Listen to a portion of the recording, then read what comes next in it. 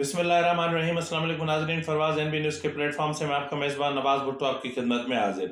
नाज़रीन, इमरान ब्रिगेड ने बाकायदा इस चीज़ की तस्दीक कर दी है कि आसिफ जरदारी ने इमरान खान के कत्ल के हवाले से किसको सुपारी दी है और वो कौन सी दहशतगर्द ऑर्गेनाइजेशन है और उनकी झैली ऑर्गेनाइजेशन कौन सी है जो आसिफ जरदारी के कहने पर जो है वो इमरान खान को कत्ल करेगी। इसके अलावा इससे जो इमरान ब्रिगेड है, इसका किरदार क्या है पाक फौज के अंदर, ये बात करना इंतहाई अहम है। और इंतहाई अहम ये भी है कि इमरान खान प्रोजेक्ट के जो किरदार हैं, जो शिकस्त खोरदा किरदार हैं, वो भी खुल कर सामने आ रहे हैं। और इमरान खान ने जिस तरह 33 नशस्तों पर ज़िमनी इंतखाबात लड़ने का ऐलान किया है, यानी कौमी असम्बली की 33 नशस्तें, इसका क्या अंजाम होगा और किस तरह होगा। और इसके अलावा एक अहम तरीन जो है वो शरीफ खानदान की शख्सियत है जो सियासत से आउट हो रही है और दूसरी शख्सियत को लॉन्च किया जा रहा है। तो इन तमाम उमूर पर हम आज तफसील से बात करेंगे। सबसे पहले हम बात करते हैं इमरान ब्रिगेड की। यानी इमरान ब्रिगेड ये वो ब्रिगेड है जो पाक फौज के अंदर भी मौजूद है और बाहर भी मौजूद है। जो बाहर है उनमें ज़्यादातर जो हैं वो आला फौजी अफसरान भी शामिल हैं जो पाकिस्तान से बाहर मौजूद हैं, पाकिस्तान के अंदर भी मौजूद हैं। और यानी ये मेजर रैंक तक के अफसरान हैं, मेजर रैंक से ऊपर तक के अफसरान, यानी ऊपर से आए तो नीचे मेजर रैंक तक के, यानी जिनमें मैं अब खुल के नाम लेता हूँ। जिस तरह एक मेजर आदिल राजा हैं, मेजर रिटायर्ड आदिल राजा, अब वो वीलॉग करते हैं और वीलॉग में पाक फौज को बदनाम करने के हवाले से कोई कसर नहीं उठा रखते और हर मुमकिन कोशिश करते हैं कि किसी न किसी तरीके से इमरान खान की जितनी जो है वो की जाए, यानी इमरान खान को प्रोटेक्ट किया जाए, या पाक फौज को जितना यानी वो पाक फौज का हिस्सा जो chief of army staff general Asim Munir के साथ है, या यूं समझ लें कि इस मुल्क के साथ है, जो इस वतन इस धरती के साथ है, उनको किस तरह रुसवा करना है। और इसी तरह एक और रिटायर्ड फौजी अफसर है हैदर मेहदी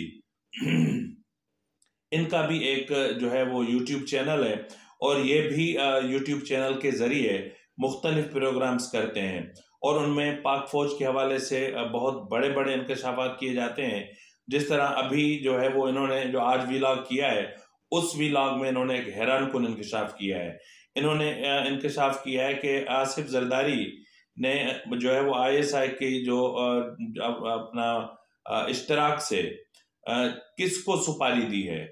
यानी उन्होंने बाकायदा तहरीक तालिबान का नाम लिया है और फिर एक और ऑर्गेनाइजेशन है उनका नाम लिया है। उन्होंने क्या कहा है, जरा आप खुद मुलाहिजा फरमा लें। आपने बहुत आज खबर सुनी होगी, मैं आपको 100% कन्फर्म बताता हूँ। इमरान के ऊपर हिट ऑर्डर हो गई है। तहरीक तालिबान पाकिस्तान को कहा गया है और ये पैसा दिया जा रहा है मुबैना तौर पर। मैं मुबैना तौर पर इसलिए कह रहा हूँ कि पब्लिकली कह रहा हूँ, वैसे ये 100% कन्फर्म्ड है, लेकिन मुबैना तौर पर पैसा जो दिया है आसिफ जरदारी ने दिया है। प्लानिंग इसकी कर रहे हैं मुबैना तौर पर जनरल नदीम अंजुम और जनरल फैसल नसीर। तहरीक तालिबान पाकिस्तान जो है उनको ये टास्क दिया गया है। उन्होंने उनका एक अल बदर को स्प्लिंटर ग्रुप है, मुझे जो अल बदर पता है वो तो कश्मीर में हम इस्तेमाल करते थे, वो है, लेकिन शायद इनके अंदर भी को हो और उनको है कि जी इमरान को असैसिनेट कर दे। ये 100% कन्फर्म खबर है। नाज़रीन, बात यहीं तक ख़त्म नहीं होती। इस साहब ने जो है वो मेजर अपना मारूफ सहाफ़ी शहीद अरशद शरीफ के कत्ल के हवाले से भी इसी व्लॉग में एक जो पोर्शन किया है, जो एक सेगमेंट है उसका, वो क्या है, ज़रा वो भी मुलाहिजा फरमा लें। एक खत जारी कर दो कि पूरे पाकिस्तान में अरशद शरीफ के खिलाफ सेडिशन का केस दर्ज। हमें ये सवाल का जवाब दें कि सिटी मजिस्ट्रेट चांडियो ने क्यों अपने तौर पर अरशद शरीफ के खिलाफ केस जो है वो दर्ज करवाए सेडिशन का। हमें ये पता चलना चाहिए कि दुबई हुकूमत को किसने ऑर्डर दिए पाकिस्तान की तरफ से कि अरशद शरीफ का जिसका 20 दिन का वीज़ा बाकी था उसको निकाल दिया जाए। हमें ये बताया जाए कि वक़ार ने क्यों कहा फैक्ट फाइंडिंग टीम को कि मैं आपको CCTV की फुटेज नहीं दूंगा जब तक मैं ब्रिगेडियर फ़हीम रज़ा जो आईएसआई सेक्टर कमांडर हैं उससे पूछ लें। हमें यह भी बताया जाए कि वो जो 3 आईएसआई अफसर थे उनको किसने हुक्म दिया कि आप ये एसएचओ मेमन गोल्ड को कहें कि केस फाइल करें। उनका बाला अफसर जो है वो मेजर जनरल फैसल नसीर है जो डीजीसी है। हमने ये पूछना है, हमें पता चलना चाहिए मेजर जनरल फैसल नसीर को किसने हुक्म दिया, इसलिए कि उसका बाला अफसर जो है वो जनरल नदीम अंजुम है, लेफ्टिनेंट जनरल डीजीआईएसआई। हमें उस सवाल का भी जवाब चाहिए कि लेफ्टिनेंट जनरल नदीम अंजुम को किसने हुक्म दिया कि आप ये करें, इसलिए कि उनका बाला अफसर उस वक्त जनरल बाजवा था। नाज़रीन, ये वो अफसरान हैं या ये वो पाक फौज का मतलब ये वो किरदार हैं जो प्रोजेक्ट इमरान के शिकस्त खोरदा हैं। यानी इन्होंने इमरान प्रोजेक्ट को लॉन्च करने के लिए जितनी मेहनतें की, जितनी कोशिशें की, जितने तरले किए, वो तो यकीनन नाकाम हो चुका। अब बाकी किरदार भी खुल खुल कर सामने आ रहे हैं। जिस तरह ओन चौधरी ने जो है वो जो मारूफ सहाफ़ी हैं अपना जावेद चौधरी साहब, उन्होंने अपने कालम में जिस तरह इंकशाफ किया है, वैसे तो बहुत सारी चीज़ें उन्होंने कही हैं, लेकिन मैं सिर्फ इतनी सी बात करूंगा कि जज अरशद मलिक की तरफ से फैसला सुनाए जाने के बाद यानी इसको अपना नवाज शरीफ और मरियम नवाज को कहाँ लाहौर एयरपोर्ट पर किस तरह गिरफ्तार किया गया और किसके कहने पर गिरफ्तार किया गया। यानी ओम चौधरी ने जो है वो इंटरव्यू दिया है अपना जो चौधरी साहब को, जावेद चौधरी साहब को, तो उसमें उन्होंने लिखा है कि मैंने यानी ओम चौधरी ने on the behalf of Imran Khan call की थी जनरल बाजवा साहब को, और जनरल बाजवा को कहा था कि जी ये न्याजी साहब का हुक्म है कि अपना नवाज शरीफ का या मरियम नवाज का किसी भी सूरत में मीडिया के साथ इंटरेक्शन नहीं होना चाहिए और मीडिया के सामने नहीं आने चाहिए, और शहबाज शरीफ को एयरपोर्ट तक नहीं पहुंचना चाहिए और वहीं से ही उनको गिरफ्तार करके अडियाला पहुंचा दिया जाए। ताहम उस वक्त जाहिर है कि फैज़ हमीद साहब नहीं थे, तो फिर जनरल बाजवा साहब ने ये प्लान किस तरह किया, किस तरह उनको गिरफ्तार किया गया और किस तरह उनको अडियाला जेल भेजा गया। और ये अब अगर देखा जाए तो इस वक्त जो ओम चौधरी है, पहले इमरान खान के जो है वो यूं समझ लें कि दायां बाजू तस्वुर किए जाते थे, और आजकल वो वज़ीर आज़म के मामिन खसूसी है, तो वो मामिन खसूसी होने का हक अदा करते हुए वो सब कुछ बोल रहे हैं। यानी हुब्बे अली में न सही, बुग़्ज़े माविया में ही सही, पर सच उनके मुंह से निकल रहे हैं और सब कुछ सामने आ रहे हैं। तो बहरहाल इमरान खान ब्रिगेड के अलावा एक हिस्सा ये भी है, यानी इमरान ब्रिगेड को उस वक्त जो लीड कर रहे थे वो जनरल बाजवा थे। फिर जनरल बाजवा के साथ इमरान के इख्तलाफात हुए और उन इख्तलाफात के बाद इमरान ब्रिगेड को फिर जनरल फैज़ हमीद जो है वो कमांड करते रहे, और आजकल जो है वो ज़ाहिरी तौर पर तो कोई कमांड नहीं कर रहा, लेकिन ये किरदार पीछे मौजूद हैं और अपना काम कर रहे हैं। तो नाज़रीन, इस वक्त आपने देखा और सुन लिया होगा कि जो किस यकीन के साथ ये कह रहे हैं कि आसिफ जरदारी के ने कत्ल का जो है वो सुपारी दी है। तो ऐसे मरहले पर हुकूमत को चाहिए कि इस मामले में ताख़ीर ना करे, हुकूमत को ताख़ीर नहीं करनी चाहिए। इस हवाले से या तो एक जुडिशल कमीशन बनाया जाए या फिर एक JIT तश्कील दी जाए जो इस मामले की तहकीकात करे कि इमरान खान ने कहा, उससे पहले शेख रशीद ने कहा, उसके बाद जो है वो मुराद सईद ने कहा, अब आज ये हैदर मेहदी साहब हैं, इन्होंने आज जो है जो चीज़ें कही हैं ये यकीनन तशवीशनाक हैं और इनका संजीदगी से जायज़ा लिया जाना चाहिए, और अगर इसको इग्नोर किया गया तो फिर हालात कुछ भी हो सकते हैं। इसके अलावा नाज़रीन, आज आपने देखा होगा कि PTI की तरफ से बाज़ाब्ता तौर पर ऐलान किया गया कि कौमी असम्बली की 33 खाली नशस्तों पर इमरान खान खुद इंतखाबात में हिस्सा लेंगे, यानी तने तनहा। और पहले 6 नशस्तें और वो बर्बाद हुई, अब 35 नशस्तें और 33 नशस्तें। नाज़रीन, आपको ये मैं बताता चलूँ कि इन 33 नशस्तों पर मजमूई तौर पर सिर्फ इस एक अहमक शख्स की वजह से 3 अरब 15 करोड़ रुपए का जो है वो कौमी खजाने को नुकसान पहुंचेगा। और इसके अलावा कोर कमेटी के इजलास के बाद जो इनकी तरफ से एलामिया जारी किया गया और जो मुतालबात चीज़ें सामने रखी गई, यानी सदर मुमलकत को चीख चीख कर मुदाखलत की दरख्वास्त की गई। यानी इतने मुदब्बरीन कोर कमेटी में बैठे हुए थे, लेकिन इनको ये भी पता नहीं था कि 18वीं आईनी तरमीम के तहत सदर मुमलकत के अख्तियारात सिर्फ इतने हैं कि वो ईवान सदर में बैठे हैं और वज़ीर आज़म हाउस से जो बिल या जो भी चीज़ें जाएंगी उनका काम उन पर दस्तखत करना है या फिर सिर्फ इख्तलाफ करना है। इससे ज़्यादा 18वीं तरमीम के बाद अब सदर का किरदार नहीं रह जाता। तो इतने इन अकाबरीन ने असल में ये जो सदर मुमलकत को कहना चाह रहे थे, वो ये कहना चाह रहे थे कि जो है वो किसी भी तरीके से आप चीफ ऑफ आर्मी स्टाफ से रब्ता करें, इस्टेब्लिशमेंट से रब्ता करें, उनको मजबूर करें कि वो जो है वो पीटीआई की तरफ देखें और पीटीआई की बात सुने और पीटीआई के मुतालबात को सुने। और अगर इस तरह नहीं कर सकते तो कम से कम जो है वो फवाद चौधरी के हवाले से उन्हें फेवर दें।